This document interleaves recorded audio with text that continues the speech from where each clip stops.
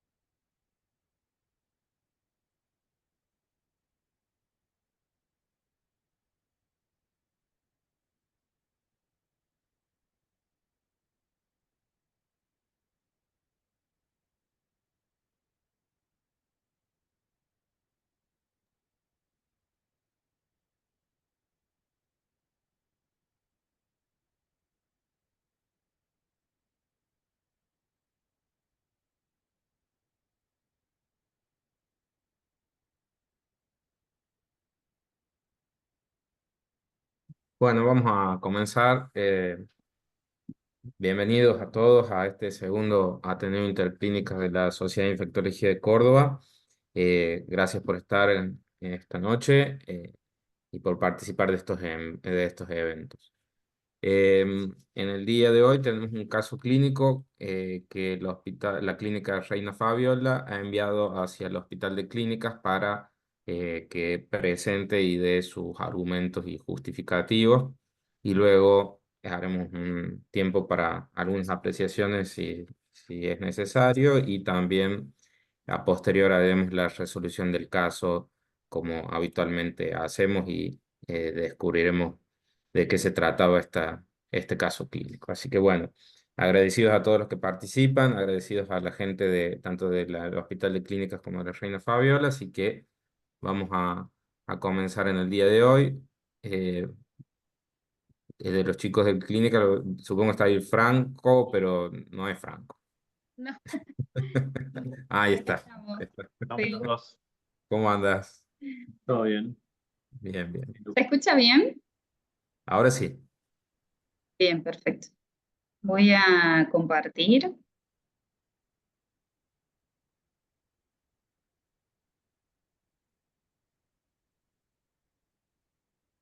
Ahí ven.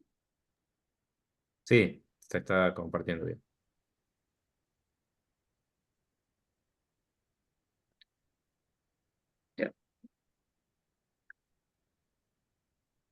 Bien.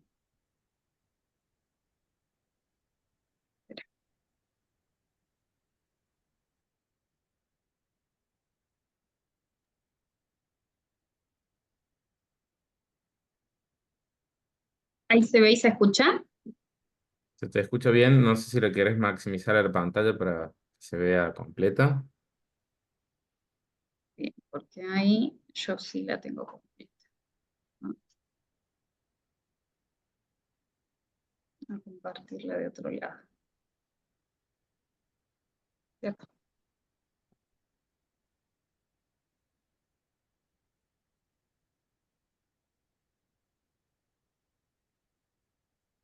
¿Ahí la ven bien? Ahora sí, ahí se ve todo completo. Bien, perfecto.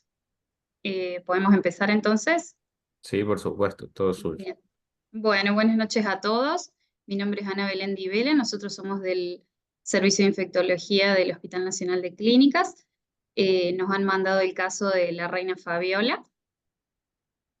Es un paciente masculino de 53 años con antecedentes personales, obesidad y asma, niega alergias, es extabaquista, toma pantoprazol, 40 miligramos cada 24 horas, como antecedentes quirúrgicos, colecistectomía, apendicectomía. Es oriundo de Salta, vive en Córdoba y viaja anualmente a su provincia de origen. Como ocupación se dedica como analista de seguridad. Antecedentes de enfermedad actual, consulta por guardia por lumbalgia de aproximadamente 3 meses de evolución, sin antecedentes de trauma aparente de intensidad 3/10, que con el correr de los días fue incrementándose, de característica punzante, sin irradiación y de predominio nocturno, que lo despierta por la noche y que se exacerba con la flexoextensión. Refiere sudoración profusa, pero no se ha constatado fiebre en domicilio. Tiene escasa respuesta a AINES. Al examen físico, paciente lúcido, sin signos de foco neurológico ni signos de irritación meningia, R1, R2 normofonéticos, no se oculta soplo, no presente edemas en miembros inferiores ni ingurgitación yugular. Pulsos periféricos presentes, simétricos y regulares. Murmullo vesicular positivo, buena entrada de aire, no tiene ruidos sobreagregados. Abdomen blando, depresible, no doloroso a la palpación, ruidos hidroaéreos positivos, conservados en frecuencia e intensidad. Dolor a la palpación a nivel muscular paraespinal, dorso lumbar. Dolor a la palpación del cuerpo vertebral, L1. No se objetivan lesiones en piel ni partes blandas.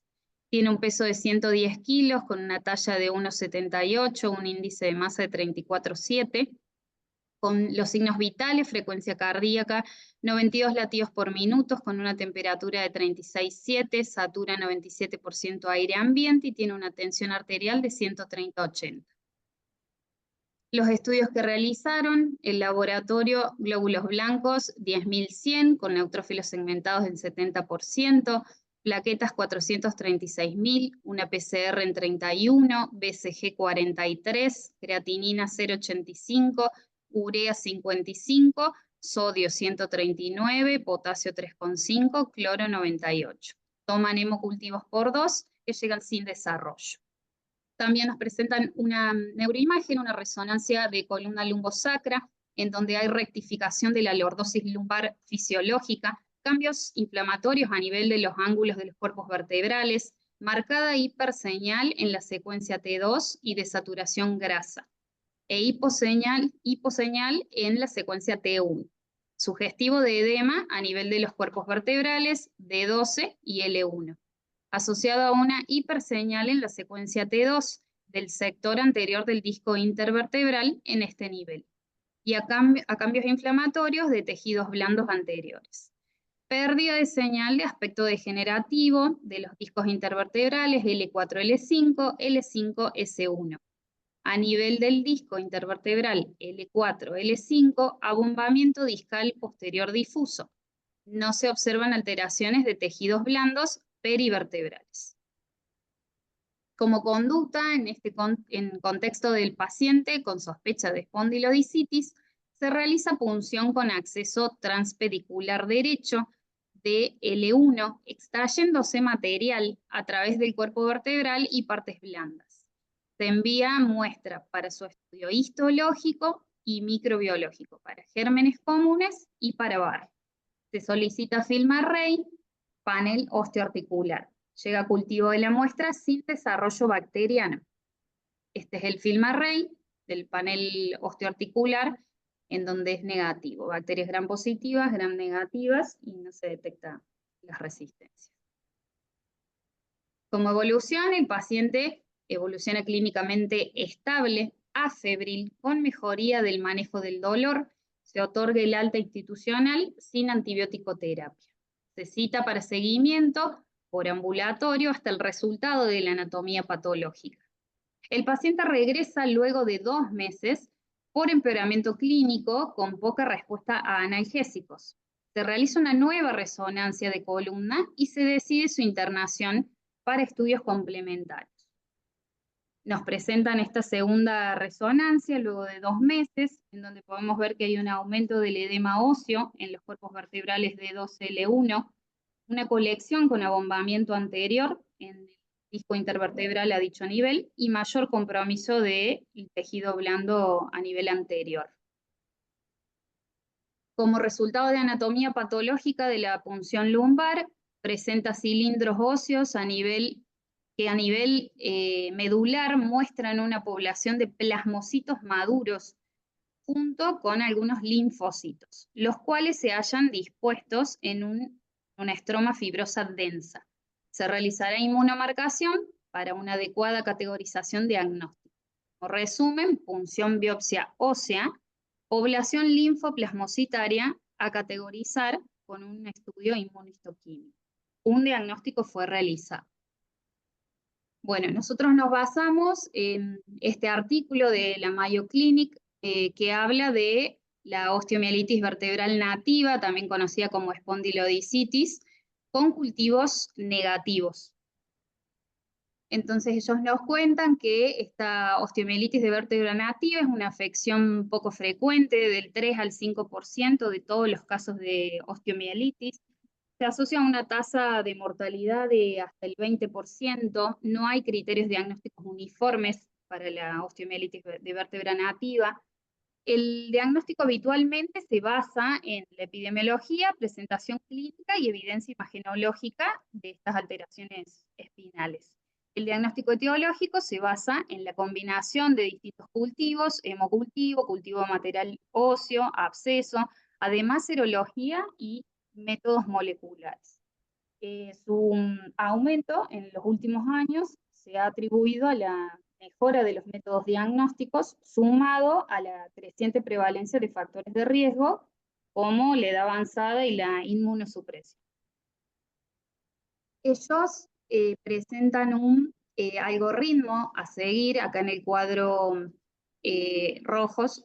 Lo que vamos a tener es cuándo se sospecha la osteomielitis.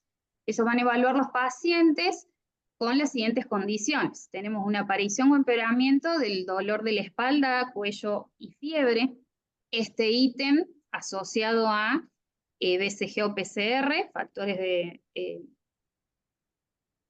marcadores de reactantes de factor, reactantes de fase aguda, perdón, aparición o empeoramiento de dolor de espalda o cuello asociado a bacteriemia o endocarditis infecciosa, fiebre y nuevos síntomas neurológicos con o sin dolor de espalda, y aparición de este dolor de cuello o espalda localizado tras un episodio de bacteriemia por estafiloaureus, y también nombran el lugdunensis.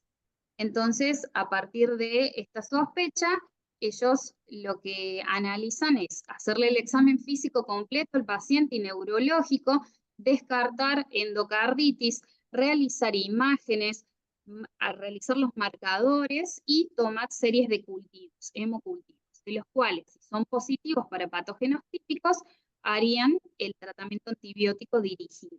Si son negativos o es positivo para algún patógeno atípico, sugieren una biopsia guiada por imagen, siempre teniendo en consideración realizar histología, anatomía patológica, citología, realizar también a nivel sanguíneo serologías, también medicina molecular y, según basado en la epidemiología, GeneXpert o QuantiFERON para tuberculosis. En el caso que la biopsia guiada nos dé negativo, nosotros podemos repetir la biopsia guiada también o realizarla a nivel quirúrgico. Si nos da positivo, hacemos un tratamiento dirigido. Si da negativo, podemos comenzar el tratamiento empírico, pero también teniendo en cuenta que se pueden realizar la medicina molecular. La identificación precisa de microorganismos es esencial para determinar el tratamiento antimicrobiano óptimo para esta osteomielitis. Sin embargo, la etiología microbiológica no se puede identificar en hasta un 37 al 50% de los pacientes con sospecha, a pesar del uso de diversas técnicas como hemocultivo, serología, biopsia, como dijimos, por aspiración, ya sea quirúrgica o guiada por imágenes, y más recientemente los métodos moleculares. También nos cuenta que entre 1995 y el 2008 se describió un aumento paralelo en la incidencia de osteomielitis de vértebra nativa con cultivos negativos, y habla de 0,3 a 1,8 casos por cada 100.000 personas. Entonces ellos nos definen como la osteomielitis de vértebra nativa con cultivo negativo como un síndrome con características clínicas y evidencia radiológica compatible con osteomielitis vertebral, sin que se detecte ningún microorganismo específico en el hemocultivo o la biopsia del paciente. Entonces, dividen las causas en 4 grupos. El primero es debido a la exposición previa de antimicrobianos. Sabemos que administrar terapia antimicrobiana antes de establecer un diagnóstico etiológico definitivo en estos pacientes puede llegar a eliminar la bacteriemia si está presente o reducir la carga bacteriana del espacio discal del tejido óseo y además comprometer la sensibilidad de los cultivos. Se ha demostrado que un periodo sin antimicrobianos de al menos 4 días puede maximizar la rentabilidad del procedimiento diagnóstico, y también nos cuenta sobre 2 estudios. Uno revela que la rentabilidad de la biopsia guiada se reduce al triple si utilizamos antibióticos previamente, y el otro, que la administración previa de antibióticos se asocia a una tasa de cultivo negativa en 2,3 veces mayor. Por lo tanto, en todos los pacientes, excepto en un estado crítico, séptico, con endocarditis o con un compromiso neurológico que requiera cirugía, se sugiere suspender el tratamiento empírico y mantener una conducta expectante. El segundo grupo que proponen es debido a patógenos fastidiosos, difíciles de cultivar, numerosos patógenos como, digamos, Brucella, Burkholderia, Mycoplasma, Ureoplasma, Quinguela. Si bien no estamos en área ni tenemos epidemiología para Burkholderia y Quinguela, tenemos negativo ahí el film array que nos presentan. Estos son difíciles de cultivar, pueden causar osteomielitis de vértebras. También hay otros agentes raros como hongos, parásitos y micobacterias, ya sea tuberculosis o no tuberculosis. Y bueno, son difíciles de cultivar, y además esta dificultad se agrava en pacientes que tienen sistema inmunitario debilitado, porque el patógeno depende casi totalmente del huésped y en consecuencia sus tasas de multiplicación disminuyen significativamente. Hablan de una osteomielitis de vértebra con cultivo negativo verdadera, que puede explicarse por la infección con microorganismos intracelulares que no pueden cultivarse con métodos microbiológicos tradicionales, pero sí se pueden diagnosticar mediante serologías o técnicas moleculares como Coxiella y Bartonella. El tercer grupo habla de problemas técnicos que puedan afectar el rendimiento de la biopsia. Incluye lo que es la muestra incorrecta, el calibre de la aguja, el número de muestras y el tipo de muestra, hueso o líquido. Recomiendan aspirar o biopsiar muestra de líquido. Si no se encuentra líquido, se recomienda biopsias de tejido paraespinal o del disco, especialmente si llega a haber alguna dificultad en el acceso al hueso. Analizan el calibre de la aguja, recomendando un calibre mayor a 20, de 20 o mayor para la aspiración, y si es necesaria una nueva biopsia, que generalmente tiene un rendimiento menor, pero puede llegar a proporcionar, digamos, resultados positivos. Esto se da especialmente en pacientes jóvenes y sin tratamiento antimicrobiano reciente. Y como último grupo, habla de imitadores no infecciosos. Ellos los dividen en 5 categorías distintas: degenerativos, cambios de Modic tipo 1, nódulo de Schmorl, y hernia discal intraósea aguda o discitis calcificada sintomática aguda. Metabólicos, depósitos de cristales de pirofosfato de calcio, que también eso predispone a una sobreinfección bacteriana. Gota espinal, amiloidosis, espondiloartropatía destructiva de la hemodiálisis. Tumorales, plasmocitoma, metástasis u osteonecrosis por radiación. Inflamatorio, sarcoidosis, espondilodicitis seropositiva, el síndrome de Safo, hablamos de síndrome de sinovitis, acné, pustulosis, hiperostosis y osteitis, o espondiloartritis. Y misceláneos, pseudoneurisma, artropatía neuropática o columna de Charcot.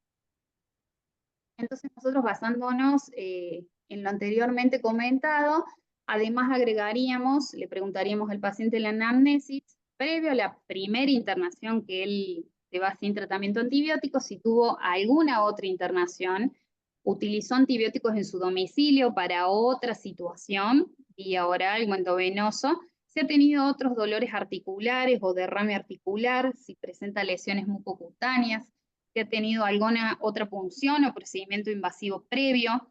Si bien sabemos que viaja una vez al año a su lugar de origen, si ha tenido otro viaje a otra situación, a otro lugar nacional o internacional, y si ha tenido contactos con animales o cuáles son sus mascotas.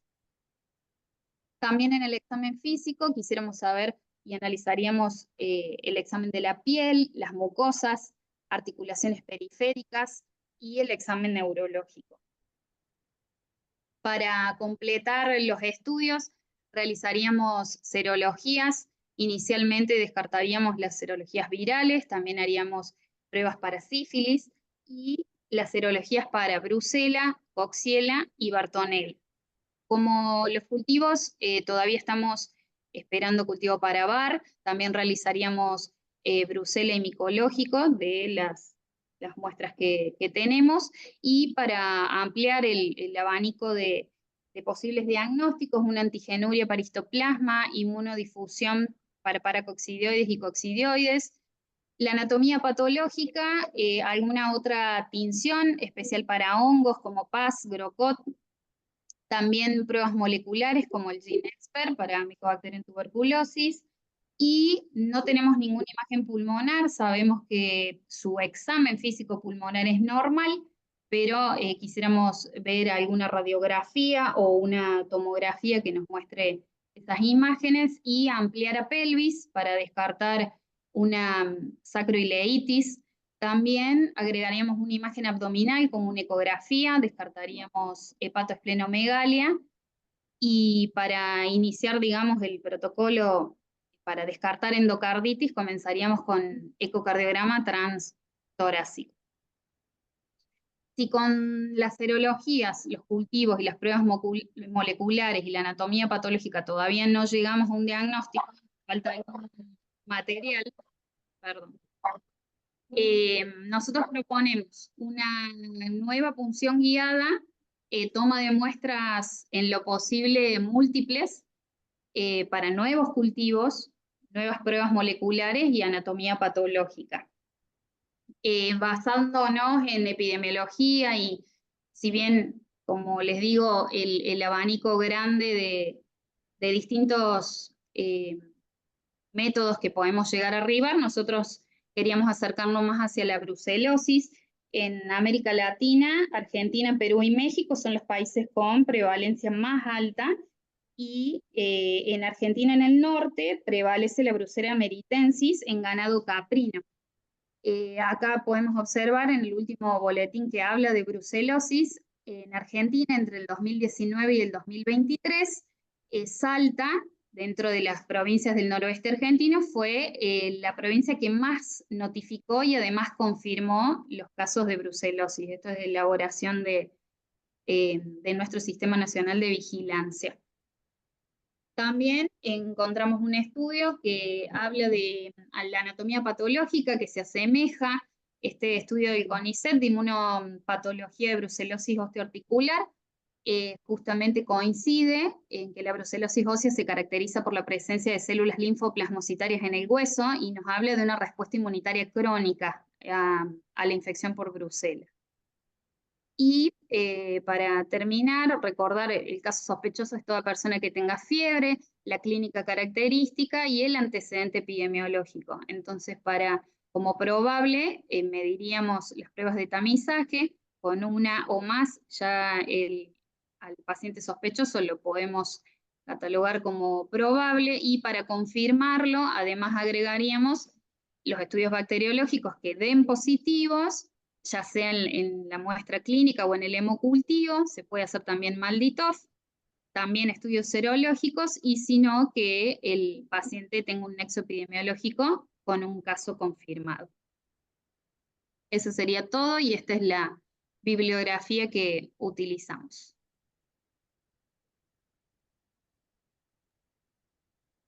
Excelente, chicos. Hermosa la presentación, la verdad. Muy, muy completa. Muy bien abordado desde el punto de vista del algoritmo que se basaron de osteomielitis vertebral. Es importante eso. Es muy bueno la presunción diagnóstica que hacen, me parece que es correcta. No menospreciaría algunos otros gérmenes, creo que dentro de los patógenos poco comunes, como dijiste, tengamos en cuenta que si a pesar de que se ha hecho eh, un film array y se ha realizado cultivos, pero el panel osteoarticular no contempla ciertos gérmenes como los coagulase negativos y Cutibacterium, ¿no? O sea que eso también podría ser causal de esto. Si bien eso se ve más bien en periprotésicos, pero también podría ser un causal, aparte un germen de lento crecimiento que quizás ha pasado a sangre sin haber realizado un cuadro de bacteriemia bastante marcado. Lo otro a tener en cuenta también es hongos regionales, cocci se ve bastante, hemos tenido varios casos de eso, así que no menospreciar ese tipo de patógenos. Y bueno, micobacterias es un buen diagnóstico, muy probable también como causal, pero se ve mucho más en pacientes inmunocomprometidos, así que no pareciera ser el típico paciente que lo sufriera, ¿no? Bueno, obviamente eso también se verá en los estudios de VAR, de vaciloscopía, así que allí tendremos un buen planteo. No sé si alguien más quiere comentar algo al respecto, si quiere hacer algún comentario del caso o algo para aportar. La biopsia es importantísima, el tema del tratamiento antibiótico creo que está bien abordado, lo que hablaban ustedes, sin tratamiento previo. No sé si alguien quiere hacer algún comentario, decir algo al respecto. Los escuchamos. Bueno, son muy tímidos todos, como siempre. Bueno, la veo Leticia, ¿querés, Leti, avanzar con la resolución? Sí, ahí comparto la pantalla. Estoy justo con María Emilia, que es mi nueva coequiper. Ah, Así bueno, que es entre la las que va a dos. tocar de acá en adelante, seguramente.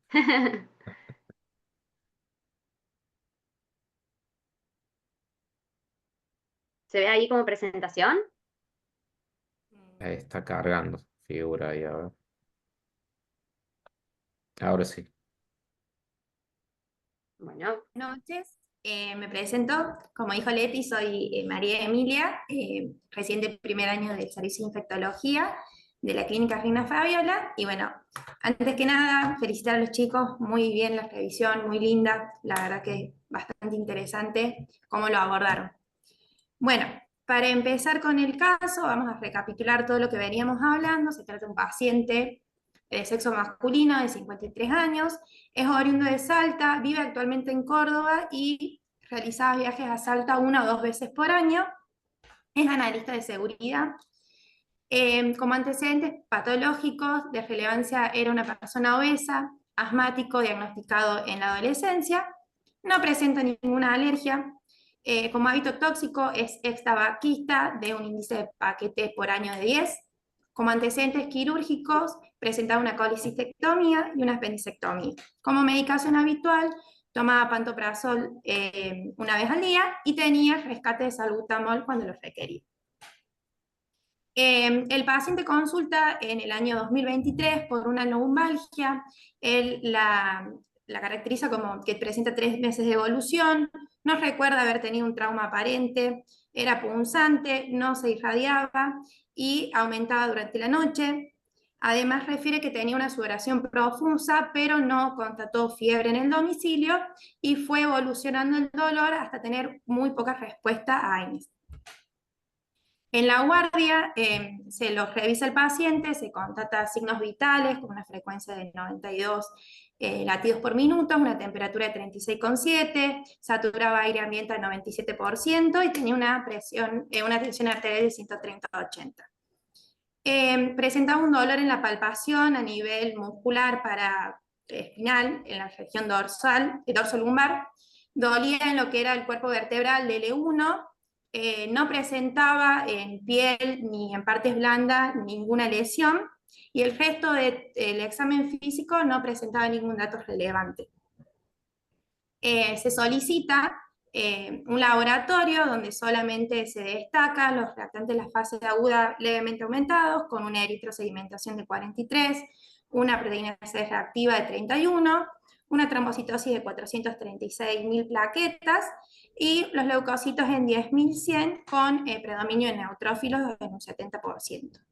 Se solicita una resonancia magnética donde se visualizan los cortes sagitales en lo que es secuencia T1, una hipointensidad en lo que es los cuerpos vertebrales de L12 y de D12 y L1, y en la secuencia de T2 y STIR se ve una hiperintensidad en lo que son los cuerpos vertebrales, y bueno, edema en la parte anterior de los tejidos. Nada más. Después también se solicita hemocultivos que no presentaban desarrollo, se solicitan serologías para HIV, para hepatitis B y C, y una IBDRL que dieron de resultado negativo. Ante la sospecha de una espondilodicitis, se decide realizar una punción guiada por TAC con fin de tomar muestras para el estudio microbiológico e histológico. Se envía parte de la muestra a realizar un film array de panel osteoarticular, donde no se detecta ningún microorganismo y el cultivo no presentó desarrollo. El paciente evoluciona clínicamente estable, se trabajó en conjunto con lo que es el servicio de clínica médica, medicina del dolor y el servicio de infectología, se decide el alta, no se realiza ningún tipo de, no se realiza antibiótico-terapia y se lo cita a control por ambulatorio a la espera del resultado de la anatomía patológica. El paciente no vuelve a control con el servicio y a los 2 meses reingresa por la guardia por un empeoramiento clínico donde no tenía ya respuestas, o una escasa respuesta en realidad al tratamiento con analgesia. Se vuelve a repetir una resonancia de columna lombosacra, donde se ven los mismos cambios que la primera, la hipointensidad en T1, la hiperintensidad en T2 y en STIR, pero esta vez se agrega una colección en la parte anterior, y además presenta un edema en las raíces de los músculos del psoas. En conjunto con lo que se reven todos los estudios que se realizaron en la internación previa, y estaba el resultado de la anatomía patológica, donde solamente presentaba una proliferación de elementos linfoplasmocíticos policlonales no neoplásicos. Se realiza con servicio de diagnóstico por imagen, se decide en conjunto realizar una nueva toma de muestra guiada por tomografía. Además se realiza hemocultivos que no tenían desarrollo, se solicita una PCR para micobacterias tuberculosas y no tuberculosas, donde el resultado era no detectable. Se envía una muestra de anatomía patológica, se vuelve a solicitar un film array de panel osteoarticular y se envía una muestra a cultivo. Un diagnóstico fue realizado. En lo que es el film array de panel osteoarticular se detecta una salmonella. Se inicia así un tratamiento dirigido con ceftriaxona y ciprofloxacina a la espera de la tipificación y la sensibilidad de esta bacteria, que nos da como resultado un cultivo de una salmonella paratifidé con una sensibilidad para ampicilina, citromicina, ciprofloxacina y cefotaxima, por lo que se realiza 10 días de tratamiento endovenoso, se rota el esquema vía oral a ciprofloxacina 750 miligramos cada 12 horas vía oral y se otorga el alta institucional.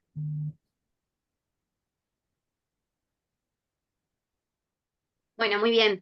El paciente evolucionó muy bien después de 6 semanas de tratamiento antimicrobiano, con muy buena mejoría del dolor, en seguimiento con trauma, tocomedicina del dolor y nosotros, y por suerte estuvo muy buena evolución el paciente. Como para hacer una breve revisión bibliográfica, ya los chicos hicieron una re buena revisión, tener en cuenta que la espondilodicitis, perdón, es la afección que compromete tanto el disco intervertebral como los cuerpos vertebrales, que también puede pasarse a denominar osteodicitis, y que según el tipo de patógena que la genera, se la pueden clasificar en piógenas, que son aquellas dadas por gérmenes típicos, como son el Staphylococcus aureus, entre otros bacilos gram negativos, que generan un contenido que suele ser purulento, o no piógenas, que son más por gérmenes un poco más o menos frecuentes, por así decirlo, como es Mycobacterium tuberculosis, brucelosis, entre otros. Esta patología suele ser principalmente o afectar principalmente a los adultos con incidencia que aumenta a medida que va aumentando la edad de ellos, y con una incidencia anual de hospitalización que va entre 5 o 6 casos cada 100.000 habitantes y que suelen tener largas estancias hospitalarias. Está claro que la forma más frecuente o la patogenia más frecuente es a través de la diseminación hematógena. Hay que tener en cuenta que las vértebras tienen una médula ósea que es muy vascularizada y que a medida que va avanzando la edad de los pacientes, todo lo que son los vasos suelen ser como más tortuosos y la circulación un poco más lenta, lo que predispone también a la diseminación hematógena con impacto a nivel óseo. Otra cosa a tener en cuenta es que la espondilodicitis suele ser bastante exclusiva la afectación de 2 cuerpos vertebrales, y esto se debe a la irrigación que tiene, que suele ser por la arteria segmentaria que se bifurca, y que por contigüidad afecta también al disco intervertebral. En cuanto a los factores de riesgo, en las últimas décadas el uso de dispositivos intravasculares ha aumentado con mucha frecuencia, entonces eso predispone mucho a los pacientes a hacer bacteriemias, el aumento de número de pacientes que son usuarios de drogas endovenosas, el aumento de la edad y sobre todo pacientes inmunodeprimidos. En cuanto al algoritmo diagnóstico, que ya los chicos lo explicaron súper bien, no quiero detenerme tanto acá, lo que queríamos hacer hincapié es en la importancia de mantener una conducta expectante en cuanto al uso de antimicrobianos, ya que en caso de una primera muestra por punción guiada por TAC negativa, uno debería llevar, o lo que dicen las guías, es recomendar una segunda punción, e incluso si esa segunda punción vuelve a dar negativa, pensar en la posibilidad de hacer una biopsia a cielo abierto en quirófano, tal como lo explicaron los chicos. En cuanto, bueno, a la importancia de la biopsia, un poquito esto es lo que hablábamos, en caso de pacientes que tengan hemocultivos negativos, siempre va a estar justificada la biopsia. Pacientes que tienen hemocultivos positivos, uno podría dirigir la terapéutica a ese patógeno. Pero bueno, lo cierto es que la sensibilidad de la biopsia guiada por imágenes tiene una sensibilidad que es muy variada. Esta es una revisión sistemática que es un poco vieja, es del 2008, pero en donde se incluyeron más de 1.000 pacientes con osteomielitis vertebral, en donde se determinó que la sensibilidad de la biopsia percutánea era del 77%, y que los principales factores que afectaban en este punto era el uso de antimicrobianos previos, el tipo de cómo se tomó la muestra o el rédito de la muestra, y el tipo de patógeno a la hora de cultivarlo, que es tal cual como lo dijeron ya los chicos. Este es otro estudio retrospectivo que incluyó 140 pacientes que tenían una osteomielitis vertebral piógena, que no tenían ausencia de bacteriemia, y se vio cómo la biopsia percutánea en una primera instancia fue positiva solo en un 43% de los casos, y como una segunda biopsia aumenta el rédito hasta un 80%. Otras pruebas que uno puede realizar, los hemocultivos pueden tener una sensibilidad que llega o alcanza hasta el 50% de los casos, y el FilmArray panel osteoarticular, que bueno, ¿cuál es el rol? Como ya dijeron los chicos, es una herramienta molecular que nos facilita un poco a los infectólogos a la hora de empezar el tratamiento, porque nos permite hacer un tratamiento dirigido y eficaz en corto plazo, digamos, en la primera hora, pero está diseñado principalmente para hacer su uso en líquido sinovial, pero uno a veces lo extrapola a otros sitios de infección. Nosotros hicimos un trabajo el año pasado, retrospectivo, que incluyeron solo 24 pacientes, en donde se sospechaba una infección osteoarticular y se pudo realizar el FilmArray y obviamente los cultivos. Y lo que demostró el FilmArray es que era muy útil a la hora de identificar patógenos adicionales que en el caso de los cultivos no pudimos, y esto está dado principalmente en casos de patógenos anaerobios que los medios de cultivos no están del todo disponibles en todos los centros. Y por último, de todos esos pacientes, 9 ya habían recibido tratamiento antimicrobiano previo, y como sabemos, el FilmArray no suele estar influenciado por el uso de antibióticos, Entonces nos permitió que en 8 de esos 9 pacientes pudiésemos optimizar el tratamiento empírico que se había colocado. Por último, ya finalizando, la infección por salmonela puede tener 4 grandes síndromes: la fiebre entérica, la gastroenteritis aguda, la bacteriemia con o sin presencia de infección metastásica y la aportación asintomática. En el caso de nuestro paciente, la sospecha es una bacteriemia con presencia de infección metastásica a nivel óseo. Para hablar un poquito de lo que es la osteomielitis por salmonela, el agente es muy poco frecuente, solamente representa el 0,45% de los casos de osteomielitis vertebral. Y dentro de lo que es el espectro clínico de la salmonelosis, la osteomielitis representa solamente el 0,8% de los casos. Lo llamativo también es que suele asociarse a pacientes que están inmunocomprometidos, que tienen enfermedad hepática o diabéticos, como así también pacientes que tienen hemoglobinopatías como anemia falciforme o talasemia, y que en nuestro caso no era el caso de nuestro paciente. Un poquito de la sensibilidad y para explicar por qué empezamos un tratamiento dirigido en primera instancia con céfalos de tercera y quinolonas. Según la sensibilidad que tenemos gracias a la red de Hunet, es una sensibilidad tanto para quinolonas como para céfalos de tercera del 1 al 5%, una resistencia, perdón. Este es otro gráfico que es del 2023, en donde demuestra una resistencia de entre el 1,2 y 1,2 y 2. Y a nivel de Córdoba tenemos una sensibilidad a quinolonas de la salmonela de un 80% y para céfalos de tercera de un 100%. Lo cierto es que, bueno, una vez que obtuvimos el resultado del paciente, nos pusimos a investigar un poquito. Él tenía el antecedente de, bueno, de ser oriundo de Salta, de tener viajes frecuentes, y empezamos a buscar y se vio que hubo muchos casos. En el 2023-2024 hubo un brote que se asoció al riego de las huertas con agua del río Arenales, que estaba contaminado. Hubo más de 1.500 casos notificados. Fue uno de los brotes más importantes que hubo hasta la fecha, junto con el del 2021. Así que bueno, para comentarles nuestro caso, fue algo un poco llamativo cuando obtuvimos el resultado del FilmArray. Perfecto, chicas, excelente la presentación y la discusión. Bueno, muy interesante, una patología que se considera prácticamente regional en la zona del noroeste del país, tanto Jujuy como Salta es prácticamente endémica. Es la sospecha principal, un cuadro febriles bacterianos en la zona y más sumado a este brote que se tuvo, así que ellos lo tienen muy presente y de hecho los tratamientos antibióticos, primero que nada, son dirigidos a eso, sobre todo los pacientes que están con cuadros de gastroenteritis. De los bacilos negativos, el más frecuente de todos, que puede llegar a generar compromiso osteoarticular, como bien decían en la diapositiva, y no olvidar los procedimientos que hoy en día en columna se hace de todo, ¿no? Se hace todo tipo de inyectables, todo tipo ay, no me sale la palabra, bueno, o tratamientos mínimamente invasivos que son los que hoy en día se pregonan más y eso es lo que más complicaciones pueden llegar a dar. Sí, al interrogatorio del paciente, él negaba haber tenido un cuadro de gastroenteritis, haber estado con fiebre, negaba, había recibido una inyección intramuscular con dexametasona cuando ya tenía el dolor. Entonces uno ahí se plantea qué fue primero, digamos, si la espondilodicitis o fue a punto de partida de la inyección, pero bueno, lo cierto es que él negaba haber tenido algún cuadro gastrointestinal. Sí, creo que si no decían esto de que tuvo el viaje reciente, era como, bueno, en nuestra zona no es con tanta frecuencia. Se puede llegar a ver algunos, pero sí, la mayoría de los pacientes vienen del norte del país y de ese sector fundamentalmente, Salta y Jujuy. No sé si Leo, ¿quieres hacer algún aporte o comentar algo? No, prácticamente lo dijeron todos ustedes, pero nosotros coincidimos en un principio con todo el razonamiento que hicieron del Hospital de Clínicas. Nos inclinamos también por brucelosis, probablemente tuberculosis. Estábamos esperando el resultado de la anatomía patológica, a ver si había granulomas o a ver si había infiltrados con neutrófilos, porque eso nos podía. Digo, bueno, si no tenemos ningún hallazgo microbiológico, uno va a tener que poner un tratamiento empírico si sospecha que es infeccioso.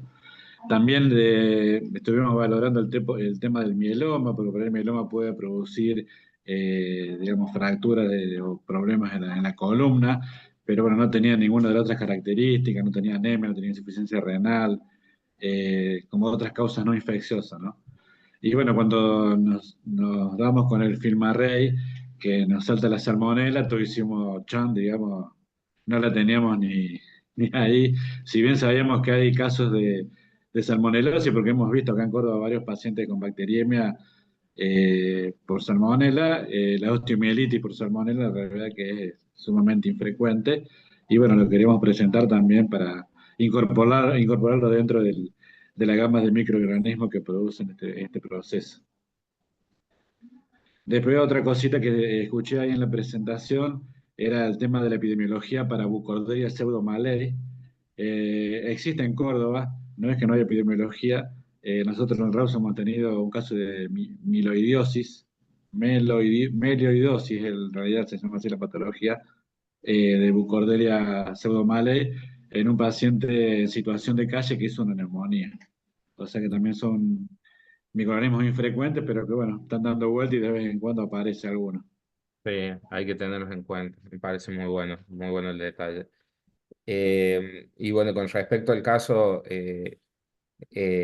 me parece muy bueno.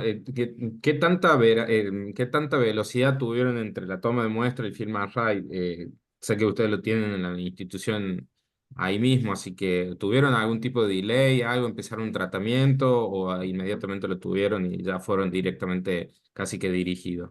No, pudimos hacerlo en el momento. Como tenemos Ujú. ahí el equipo, se tomó la muestra y se empezó a procesar, por suerte. Qué A veces sí bien. tenemos la dificultad de que no todas las obras sociales lo cubren, entonces el paciente lo abona, después se hace el justificativo para el reintegro y demás. Entonces, cuando el paciente puede abonarlo, bueno, obviamente se hace todo mucho más rápido, ¿no?